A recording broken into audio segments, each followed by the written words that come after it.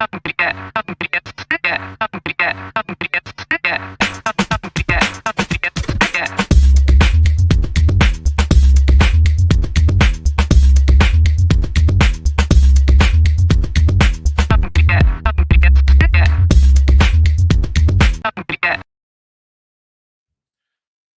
morning, Chris. Chris is coming live from Nashville. He's a remote journalist today. Well, Anthony, I hate to tell you this, as I'm no longer going to be allowed to do How to Founder because I'm now a recording artist here in Nashville. I went to an open recording artist on this podcast. Yeah. What are you talking about? That's a very valid point. And if you've ever heard me sing, you knew that would absolutely be a lie. That is not true at all. Anthony, in the 1800s, the Wright brothers were not trained engineers. They were just two bicycle mechanics. By collaborating as equal, sharing ideas and challenging each other's assumptions, they achieved the impossible. Powered flight. I still think it's remarkable. Like, what are we 100 years into flight, and now we complain about middle seats? It's incredible. Their success, Wi-Fi not working. Or Wi-Fi not working, exactly. Their success proves that peer-to-peer mentorship can drive innovation where hierarchies fail. Today, I am so excited because I get to nerd out a little bit today. We have Deborah Heiser, PhD, is an applied developmental psychologist specializing in midlife and aging. Is the founder and CEO of the Mentorship Project, an amazing organization, as I was just learning, and Mentorship Edge. And she's passionate about helping people thrive through meaningful connections. Deborah, welcome. Thank you so much for joining us. Thank you for putting up with our shenanigans. And thank you for finding us not on our Google Meet, but actually here on the podcast. Thanks for having me. I'm so excited to be here. So let's just dive in. First of all, let's just start by defining it. How do you define the term mentorship? It's a term that we throw around all the time, but for somebody that's actually studied this, what is the definition? You're so right. Everyone throws the word around. So everyone uses it so frequently that I always say that my neighbor truly does believe that he's mentoring his dog when he takes him out for a walk every day. And that's because we use that word for everything. So really what mentorship is quite simple, but it's been made into being something that's so sort of broad that it's hard for us to feel like we can grab onto what it really is. So it's really 5 things. So if you were to talk about hierarchical or lateral mentoring or any form of mentoring at all, it has 5 components. And they're each just as important as if you were to bake brownies and you leave out sugar. It's going to look like brownies, but it won't taste like brownies. I did that one time, Deborah, just one time, salt instead of sugar. And now I hear, fine. Yeah. So see, it's unforgettable, right? And that's something you want to do again. So mentoring really is, it starts with generativity, where somebody wants to, we're built to do this in midlife. We want to give back to others without expecting something in return. After we've checked all the boxes of all the things that we're supposed to do, we have to do, we finally get to a point where we say, do I matter? What's my footprint in the world? Am I somebody who has any kind of meaning or value or relevance in the world? And that's when we start to want to give back to others, to put a piece of ourselves, generate from ourselves something into someone else. So that requires somebody who says, hey, I like what you're giving out. I want to receive that. That's what the mentee is doing. And so that's generativity and how that works. And now most, it doesn't always have to work out. It's like making friends. You can have a perfectly amazing person and say, that's not my person. I don't want to hang out with them. Or I could be offering something that you don't want. And so it has to be that both people are, wanting and accepting what's being given. That's generativity. The second is it has to have an intrinsic motivation attached to it. So if you're getting paid to mentor, you're not a mentor, period. People will say, oh, I'm a coach and a mentor. No, you're not. If you're getting paid, you're not a mentor. Yeah. So this is where it gets tricky in the workplace. It feels to me like exploitation in the workplace when somebody adds another component onto the worker's day and they say, well, now you get to mentor too. And the person's like, man, thanks. If I don't do this task, I will get a low performance rating, or I'm not going to get promoted or something. So intrinsic motivation is something that we do all the time. If you read for pleasure, that's intrinsically motivating. Nobody needs to tell you to do it. If you like to do puzzles or whatever it is, ride your bike, take walks, that's all intrinsic motivation. Let me pause on that one just for a second, because I think it's really interesting, because there's this notion, I think, and this is, I'm putting this, Anthony, I'll put it to you in a second to say how, if you think this applies in the startup world. But we as founders, a lot of the time, the people that are more, I'm going to say generously experienced founders, that just means we're old. Like, we've done it. We're just, really gray. We've made bigger mistakes. Exactly. We made bigger mistakes. Yeah. That there's an idea that in some of the founder communities and startup communities, it's hard to find founder mentors because the other mentors don't want to share. It's like the secret fishing spot type concept. But you're saying that there is a group of people that are more intrinsically motivated to give back in that environment. Is that accurate? Well, here's the deal.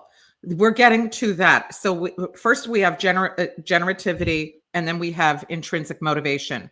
It's trust that you're talking about. You have to have trust between two people. Fair. Yeah. And that's a very legitimate one that happens in the workplace, where you say, this happens with mentors all the time. They say, I am not going to be a mentor to someone. They're going to steal my idea. And they're not wrong. People do that. We know that happens.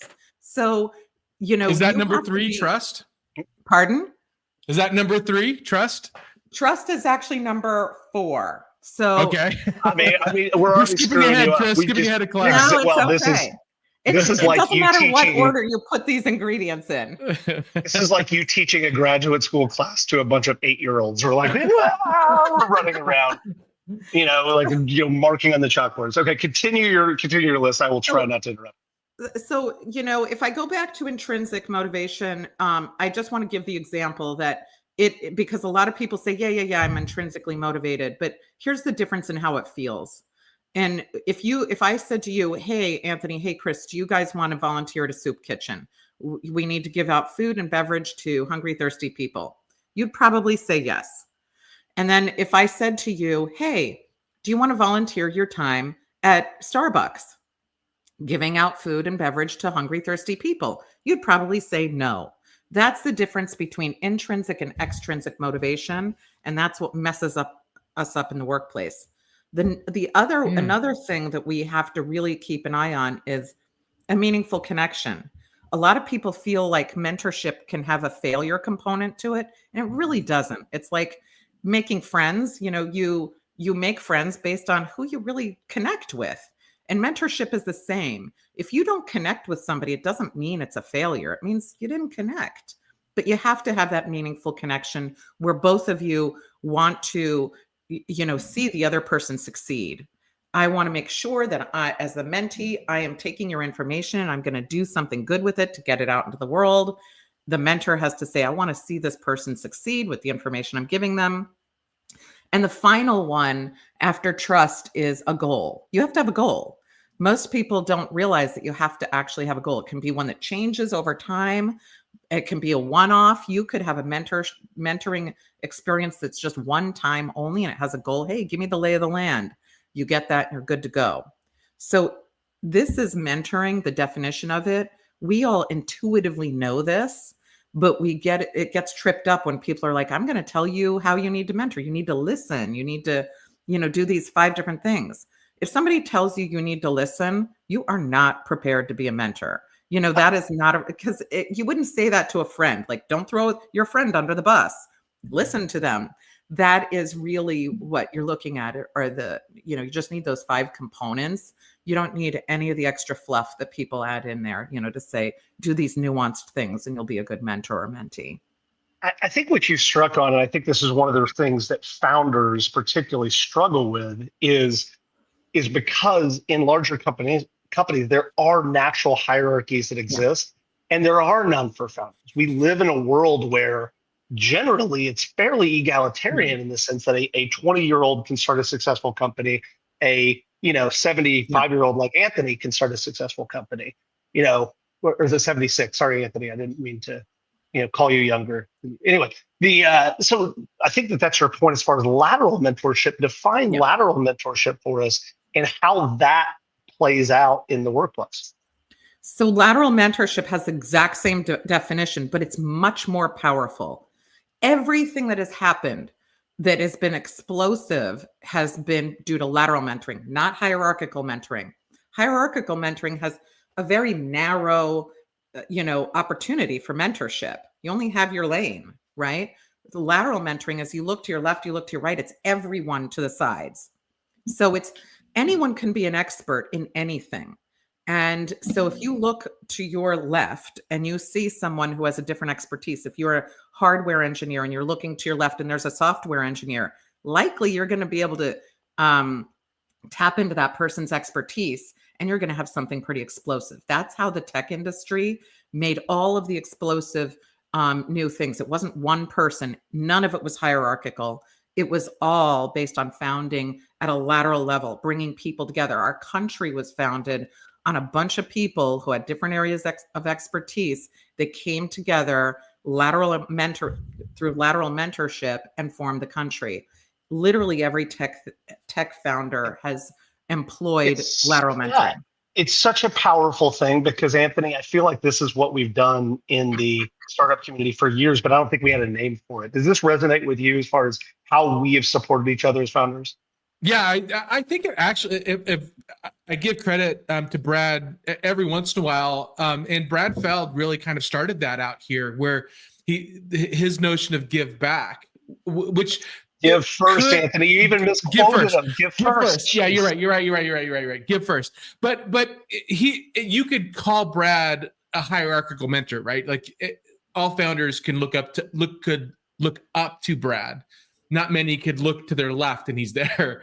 Yeah. But that notion of give first has really kind of propagated throughout Denver. It's the reason why we're on the top 5 of entrepreneurial endeavors in Colorado, because of that give first mentality, which kind of sets the foundation for this notion of lateral mentoring, I think.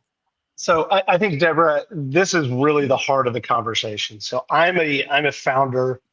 I know that I need help. And this is one of those things where we don't have to get too dark and sad, but really when you start the founder journey, it becomes incredibly lonely. And for me, I knew I was failing because I had this thing called a savings account. It was remarkable. And it was, it was supposed to go like this, and it just kind of kept on going like that. So I knew that I was struggling, but I needed to find people. And even if I found people, I struggled to create the context to be able to get real actionable advice. So talk to me about, how do we form these lateral mentorship relationships? Are they formal? Are they informal? Do we have some sort, like you said, we need to have a goal to call that a mentorship relationship? How does it work? So let me give you an actual example. So I went to a hackers convention and I got to meet a ton of people who had founded things, started things. But I was talking with somebody, and I'll tell you this story. There's this guy, Steve, who was at work, and his boss gave him an impossible task with an impossibly short deadline. We've all been there. So this person said, yeah, I got it. Don't worry about it. So he said, okay. He came back a day later, no progress. Day later, no progress. And he said, listen, our company is completely, this is so important that if you don't do this, our company will fail. And it was a brand new company. It was one that was just starting out.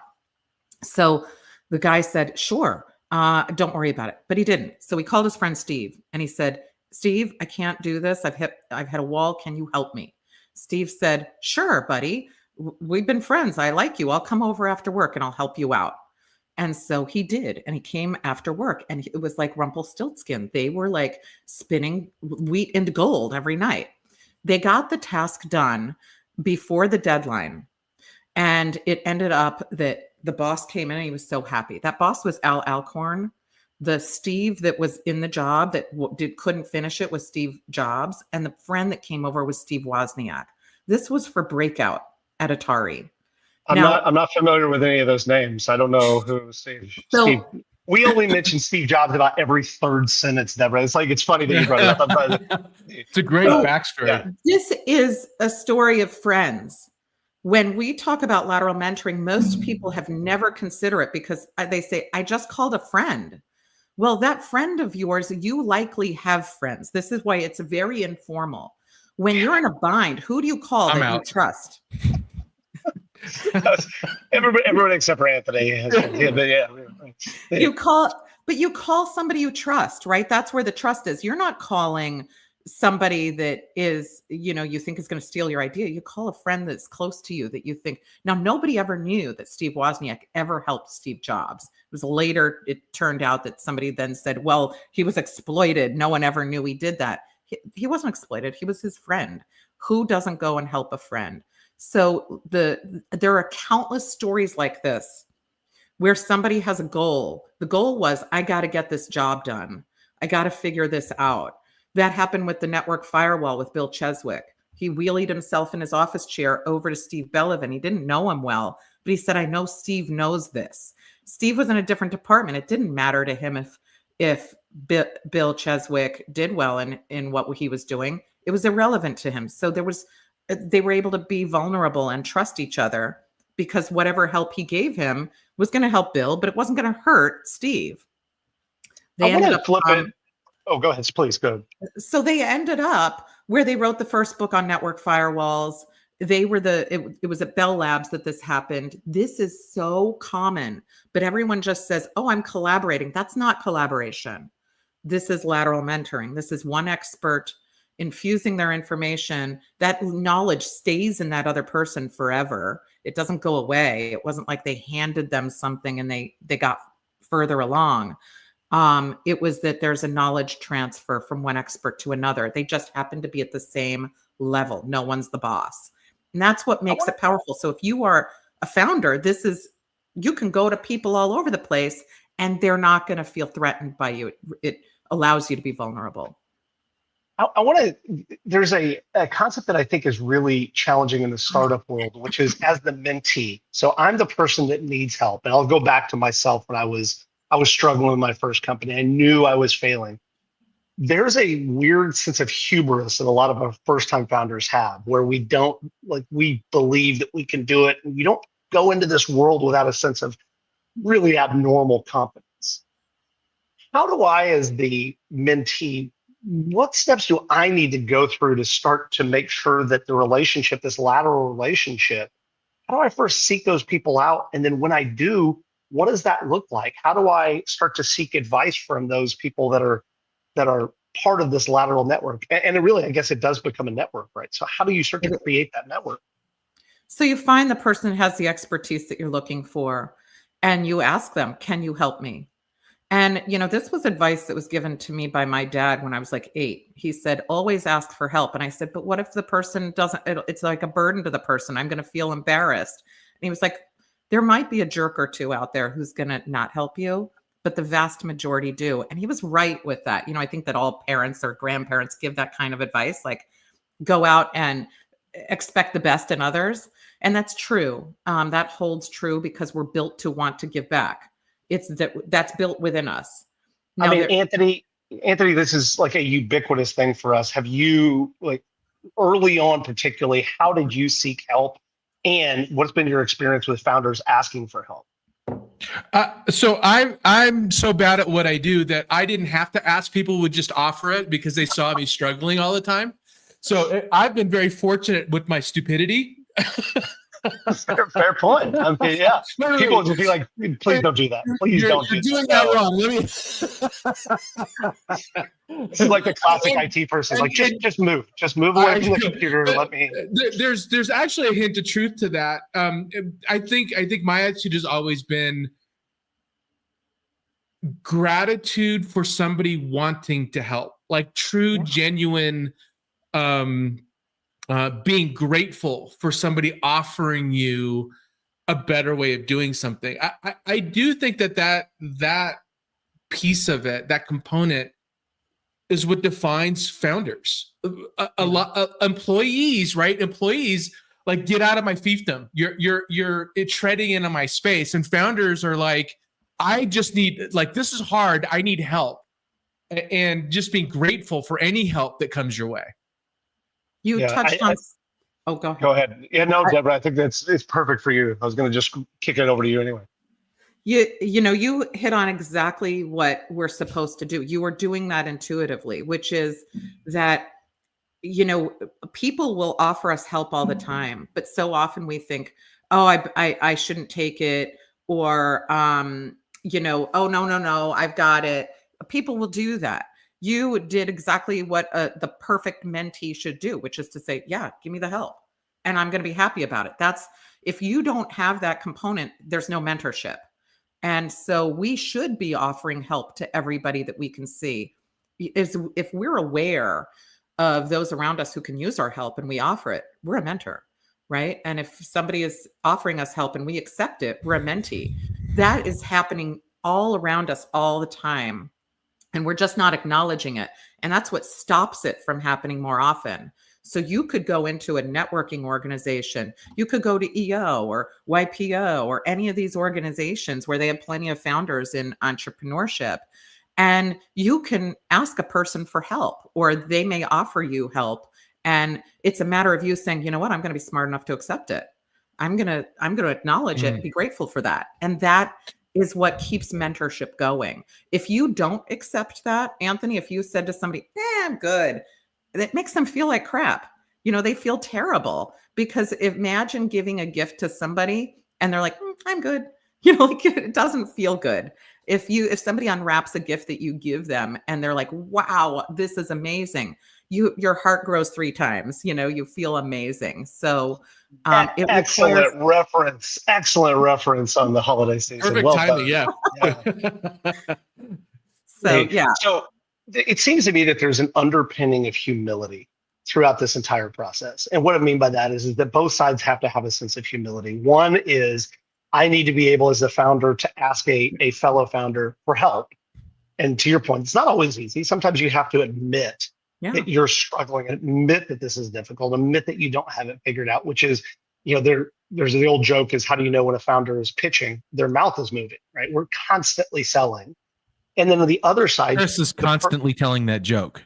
I've said that joke maybe 10,000 times. But the other side of the equation is, I, as the mentor, need to be humble to say, I don't have every answer. We need to stay peers. We need to stay as fellows, because I might need that same help from this person on a different task or a different subject matter. Is that a fair assessment? Yeah, absolutely. I think of, you know, the mentor should not be like Daffy Duck standing on his pile of riches, right? That's really what I see often, is that people are like, no, it's mine, all my info, I'm not sharing. And that doesn't happen that often, but that's an Ebenezer Scrooge reference. You know, there was a guy who had everything, was a self-made guy. He lived in a mansion, had people taking care of all of his needs, and he wasn't sharing with anybody. It wasn't until he started to share and give back that he felt happy. So if we tighten up everything around ourselves, we're not going to be happy. Opening that up allows us to mentor others. And is that humility? I think it may be, but I also think it's just not being stingy. Every time we don't access a mentor or don't allow ourselves to mentor, we're burning down a library of expertise and information and values and culture. So, you know, we really have to, I think that the biggest part of it is to be sharing, right? That we're sharing. I want to get to some more tangible stuff, but Anthony, I think one of the pieces here, which is really difficult, is as founders, sometimes because we have been humbled so many times, we might have imposter syndrome in offering help for other people. Right? We might not feel like, well, I'm just a screw up, man. Like, I'm just, you know, I've got a lot of failed companies under my belt. When the reality is that's the most rich teaching you can do. Has that been your experience, Anthony? That you kind of put the lead right in the question. The truth is, your failures are probably better teaching moments than your successes. You don't learn anything when you're winning. You only learn in your failures. Like, without failure, you did, like, what did you learn? So I think I'm struggling with this answer because there's a couple things going on. One is you as a mentor have a lot of experience that you can share that is valuable. It doesn't matter. Everybody's experienced life or experienced business differently, and you have a different perspective. Deborah, I would love you to talk a little bit about. We did a whole podcast episode, but I want to hear your take on it, on this notion of advice discernment, and talk about, as a mentee, how do you discern? Get tactical here. How do you discern? First of all, you got to be grateful for the information, but you shouldn't follow it rote, right? You should discern what you need to take into your own path. Can you talk a little bit about that? Because that's a little bit difficult. It's a super good point. That's why I say never have just one mentor. Have as many as you can possibly get, because you're going to get different opinions from different people.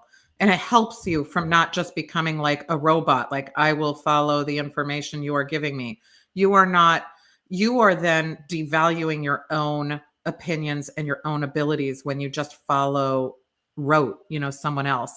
And that can be an easy trap to fall in if you're feeling insecure or imposter syndrome, like I'm not sure if I can do this. If you have that sort of insecurity, which every founder does, that can be an easy thing to happen. But if you have multiple mentors, people that you are seeking advice from who have different perspectives, that will stop you from falling into that sort of rote way of following the advice of one, because everyone's going to come with a different perspective, and that'll sort of help you tease that out. It's super interesting. All right, so let's bring this home. For both sides of the equation, give me the practical advice I need if I feel like I do have something to give as a mentor and as a mentee. What are the steps that you've seen most successful? And again, I want to hear have you talk about the project that you founded, because what an incredible opportunity. It's what a neat deal. But how has that worked best for you? What have you seen as far as how do I approach it as a mentee and the mentor? And what steps can we go through to make sure that we have really successful outcomes? I try to look at everything from the mentor perspective. The mentor is the person, and the mentor can be anyone. It can be a grandma with the best, chicken soup on the planet. It doesn't matter who that mentor is. But I try to look at it from the point of view of the mentor. The mentor has stuff in them that they need to get out. They need to feel relevant, whatever. They need to feel like they have amassed important information that makes them relevant in the world. So in terms of that, if you feel like you have something that you want to give back, and it could be anything, it could be a value, culture, religion, it doesn't have to be a component of work. Mentorship is in our lives even more so and more importantly than, at work. I like to say that you'll never remember 300 years from now how your accounting mentorship was, but you'll remember maybe the traditions and holiday and the religion and the culture and whatever else you had, which is what we don't value as much usually. So if you are someone who has something that you feel is important to you, start talking about it with people. You don't have to say, hey, I have information here, people. I want to give it back. But just talk about it, because then somebody's going to say, tell me more. And that's the exact beginning of how mentorship happens. That's the invite. And that's the invite. Yeah. Yeah. Yeah. I'd also add one thing is that this is the moment that I started to repurpose my painful mistakes and errors and started to talk about them publicly and started to give people that information. Like, here are the mistakes I made. And they were mistakes. Make them, really bad screw ups along the way. It repurposed that in my own mind and became a positive force versus just being a shameful thing that was sitting inside. Yeah. So if you do have screw ups, share them. It's okay. This is the most accepting community. Okay, so any other practical advice if Anthony and I want to start a lateral mentoring relationship, anything else that we can talk about to try to make sure that's a successful outcome? The biggest thing you can do is talk to as many people as you can. And when you talk to them, most people say, well, I know a lot of people, but do you know what they do? Do you know what their expertise is? Do you know what makes them special? What is it that they know that you don't know? So we don't often dig in that deep. We find out what they do, but how do they do it? Are they good at it? What is it about that person? So when you're meeting people, meet them and try to find out something about them that makes them who they are. It's a little more meaningful. And then that way you have a Rolodex of potential lateral mentors waiting to be accessed. Anthony, I love this because this is how we started this project. Explain the questions that you asked to people about trying to find people to speak on the pod. The questions. I talk about superpower. So we're writing. If you're writing a book, if you're writing an entire book on the thing that you're best at, what's the title of the book? I talk about it as what's the chapter in our book that you would write, and that it's really funny because the first answer I always get is, well, strategy, business strategies. It's like, okay, so everybody says strategy. What's your thing? What is your thing that you're really good at? And I get some really fascinating answers. Like that's how we got with advice discernment. That was a great podcast with Curran, where he's like, I'm really good at distinguishing between what good advice and bad advice is. So, and Deborah, this is, you've written books on it. You have a whole PhD around this. So this was an easy topic for you. But if I had just met you, that I would ask you that question, what's your superpower? And some people have more than one, but usually you have to dig to find that one thing. That's how we started the podcast. Actually, that's how we find guests. And the only thing else I would add to that, Anthony, is being, to your point, Deborah, keeping the metaphorical Rolodex, just keeping a note and be like, hey, I met this person who specializes in hardware or physical products or go-to-market or sales strategies, and keeping a relationship. And we have incredible tools like LinkedIn to do it. Deborah, are you ready for the speed round? It's fast, it's furious. Okay, so I'm just gonna ask you a series of questions, usually A or B. Just give me A or B, and then kind of give maybe a brief explanation to why. In a lateral mentoring thing, do I want to have a formal program? Do I want to set up a formal program, or just an informal network? B, informal. You want it to be as organic as possible. Beautiful. Can I qualify that? Yeah, please go ahead. So you can have informal that is really kind of formally put into place. So some federal judges in Iowa put together lunches so that people could ask. Imagine you're a judge. You can't say, "Hey, I don't know how to do that case," but you can go to a lunch and turn to your left and say, "Hey, Jim, I know you did a case like this. Can you tell me how you ran that case?" So a formal lunch program is actually an informal lateral mentoring program. I love it. Same industry, diverse background. What's more valuable? Diverse background. Scheduled meetings, like normally scheduled meetings, or just ad hoc check-ins? They're both important because you don't want somebody to go rogue with something if you don't have scheduled meetings. However, with your mentor and mentee, when ad hoc is best. I love it. Advice versus active listening. Am I actively like, I need a piece of this advice, or do I just sit and listen and try to discern that information? I'm going to answer that as, how would you do that with a friend? You should both be actively listening if you're a friend, right? You don't like sit there and multitask while your friend's telling you something. And you're actually trying to take it in. So I would say both. I'm going to say, so quantity versus quality of mentors for our final question of this video. That is both. We should never have one. If you say I have a mentor, have many. But they have to be quality too. And by quality, you have to like them and they have to like you. That's it, right? That you have to be okay with each other. So I'd say both. I love in big companies, they're like, well, I have a mentor. It's like, well, when's the last time you met with that mentor? It's like, oh, 6 months ago. But when I want the next job, I'll call them. It's like, no, that's not mentor. That's just somebody that's going to help you out. All right. As opposed to doing all the deep dive things, I'm just going to hand it to you. Tell us about the book. Tell us about the book you wrote. Tell us about your research. Where can we find more information about lateral mentorship and any other resources that you can recommend for us to find more information about this?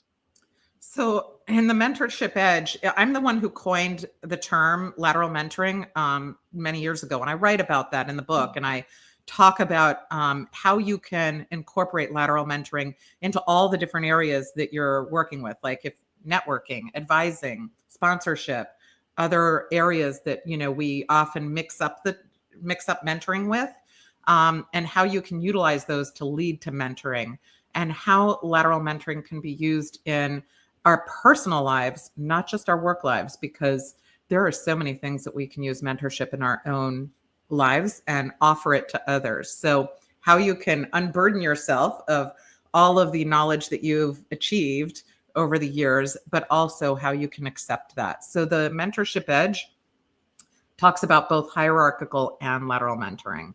So I love it. The book that I read is long, I'm sure that you've read it, is The Second Mountain by David Brooks. And it's much more anecdotal about how he has chosen, like, okay, now is a time in your life as you get a little bit older, like I can now start to look at wanting to give back. And I think, having just turned 50, I was like, whoa, that's certainly poignant. Unbelievably good conversation. Yeah, Thank you. great conversation. How do we learn more about you? How do we connect? How do we stay connected? I'm going to go buy the book right now because I'm fascinated to read it. I didn't read it beforehand, so sorry, but I am going to read it now. So where else can we connect with you? You can connect on mentorproject.org. We offer free mentoring from top 1% mentors in their fields to students globally for free. So if you know of someone who needs a mentor or wants a mentor, just click the Become a Mentee button. We operate on donations because we're all volunteers. So if you are someone who wants to get involved, you can. And you can also find me on LinkedIn, and I have a personal website, deborahheiser.com. So I can be found all. And can you go there if you want to be a mentor as well? Is there a sign up for mentors? You can click the contact us button, and I will be the one probably to respond to that. So I'd be happy to connect with those who want to get involved in other mentoring ways. Let me last piece, because I know that I just want you to talk a little bit about the Mentor Edge, talk a little bit more about that project and what you've been able to give back, because it's so incredibly cool.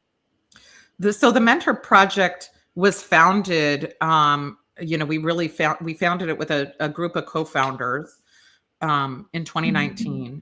And in that short amount of time, we moved from 10 people to over 100 mentors.